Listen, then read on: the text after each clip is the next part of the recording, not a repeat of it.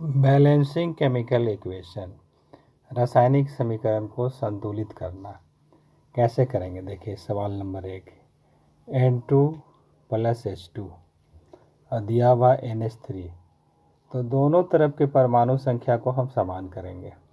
तो यहाँ अगर हम 3 लगा देते हैं तो क्या होगा, ये हाइड्रोजन का परमाणु संख्या 3 × 2 = 6 हो गया। तो यहाँ हमको 2 लगाना पड़ेगा। तो अब देखिए नाइट्रोजन का परमाणु संख्या 2, यहाँ भी 2, ये दोनों मिलके 6 हो गया। तो ये दोनों भी हाइड्रोजन का मिलके 6 हो गया। तो इस तरह से दोनों तरफ परमाणु संख्या आप देखिए समान हो गया। नाइट्रोजन का 2 और हाइड्रोजन का 3 × 2 = 6। देखिए यहाँ 3 × 2 = 6 पहला हो गया।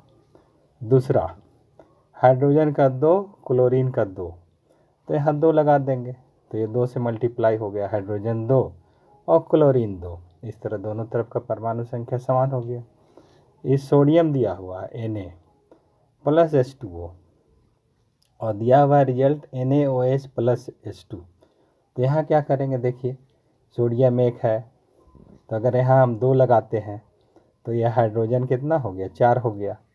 तो इस तरह से हमको यहाँ भी 2 लगाना होगा।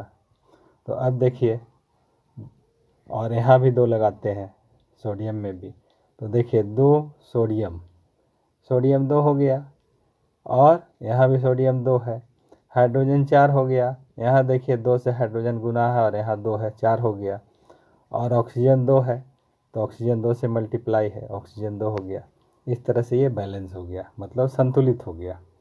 अब देखिए BaCl2 बेरियम क्लोराइड और H2SO4 रिएक्शन किया, तो Ba इससे रिएक्शन किया SO4 से, तो BaSO4 बन गया और ये HCl बन गया। तो देखिए यहाँ 2 लगा हुआ है, तो यहाँ 2 लगा देते हैं, 2HCl।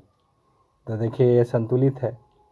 Ba 1 है, क्लोरीन 2 है, देखिए 2 से क्लोरीन मल्टीप्लाई है, हाइड्रोजन 2 है, 2 से हाइड्रोजन मल्टीप्लाई है यानी 2 है, और ऑक्सीजन 4 है, तो यहाँ देखिए O4 है, सल्फ़र 1 है, तो यहाँ भी सल्फ़र 1 है। इस तरह से ये बैलेंस हो गया। अब HCl NaOH, तो NaCl देखिए ये NaCl बन गया और ये H2 हो गया और ये O हो गया। तो ये तो ऑलरेडी बैलेंस है, ठीक है। तो इस तरह से हम दोनों तरफ के परमाणु संख्या को देखते हैं और उस तरह से नंबर बैठाते हैं। कहाँ हमको 2 बैठाना है, कहाँ 3 बैठाना है, ये आप बनाते बनाते आप सीख जाइएगा।